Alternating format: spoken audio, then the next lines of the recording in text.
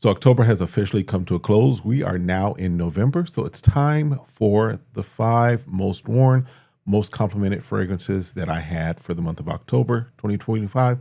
Stick around, I'll go through them with you.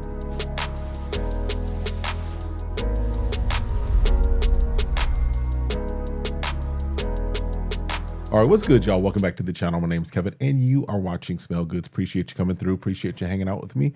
Hope you're having an amazing day. Hope things are going every kind of way that you want them to go. And your fragrance collection, your fragrance journey is moving forward. You've got some bangers in your collection as well. All right. If this is your first time, make sure you hit that like, hit that subscribe, request notifications, and then meet me in the comments. All right. So one of the things I've been endeavoring to do originally this year, I was trying to do weekly rotations. That didn't work out, but I figured, you know what, especially because I wanted to wear some things and it was like, but it's repetitive. So what I started doing is I wanted to give you the fragrances that are in my collection and that I wore most often during the previous month, as well as got compliments on. So these are top five.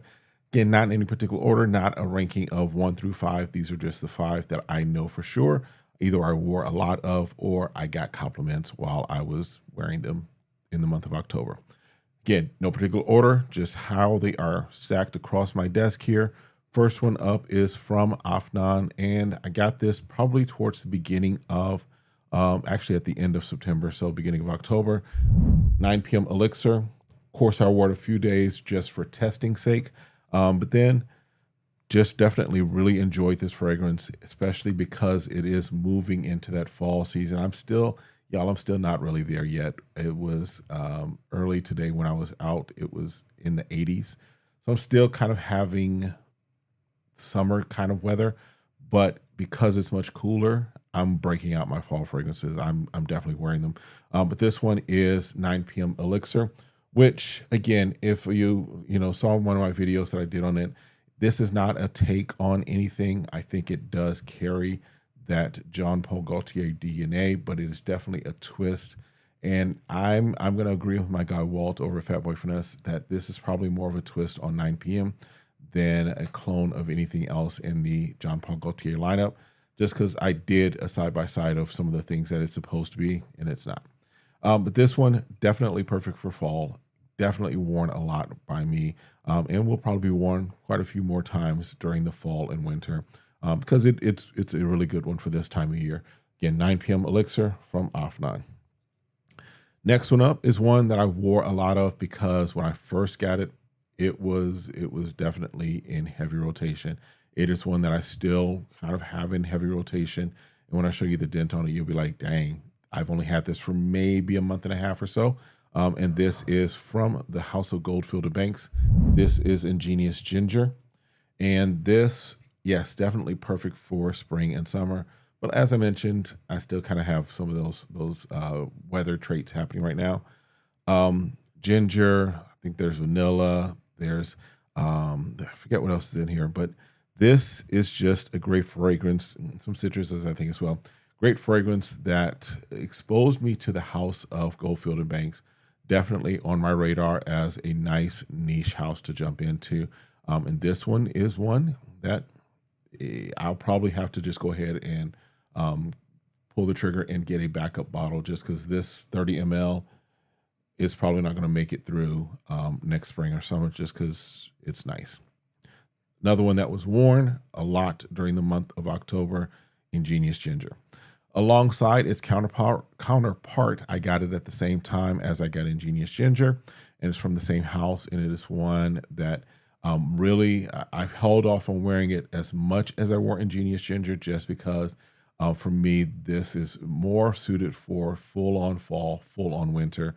But I'm talking about Silky Woods from Goldfield and Banks.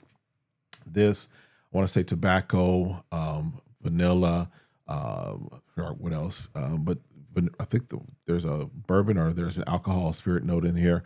But this is definitely one that works very well for the fall, works very well for the winter. I got a few compliments while wearing this. This is one that I do know will be worn a lot more. There is the take on it. What is it? Notes Jazz that I did a review on. Check that out if you are interested in maybe a inspired take on it. But if you can get the OG, this is definitely worth it. Silky Woods from Goldfield and Banks. Next one up is one that came into the collection towards the end of November, excuse me, end of October, and one for testing sake. I was wearing it a lot, but I know when I was wearing it, I did get quite a few compliments because it is a great smelling fragrance. This is from Yom and Lael, our folks over at Yom and Lael, and this is Blue Island, which is their take on Isola Blue from Raja, however you pronounce that. Definitely kind of in that space of Tigar slash vibrato slash some of those other things that are kind of that nice citrus forward type fragrances. But definitely one that does a good job of doing its take of what it's supposed to be doing its take of, but compliment factor because this was pushing off of skin, it was pushing off of clothes. In fact, I wore this hanging out with one of my buddies. We were going out to brunch, and I had sprayed it a while before, and we were sitting there waiting for our table, and he was like, "Bruh, what is that?" This. Even the waitress, when we did get our table, talked about how it smelled. Went to do some other shopping and other things. So this one definitely still performs and definitely gives you some compliments as far as me, just because maybe I have that face, right? But this is another one that was one of my most worn and most complimented of the month of October, Blue Island from Yom and Lael. And then the last one is one that I had gotten earlier than in the year, but because of it just didn't feel right in 120-degree weather, this is now getting into the perfect time for me to wear it. I'm talking about from one of my favorite houses, and yes, that is more of a nostalgic take. I am talking Mont Blanc Explorer Extreme. Explorer Extreme. This is to give you a frame of reference as far as a fragrance frame of reference. This would be 60% Sauvage Elixir, 40% Aventus Absolute. Don't quote me on exact percentages, right? Don't stick to exact percentages, but it is more Sauvage Elixir than Aventus Absolute, but I believe it comes off as kind of a mashup between the two, just to give you a fragrance frame of reference.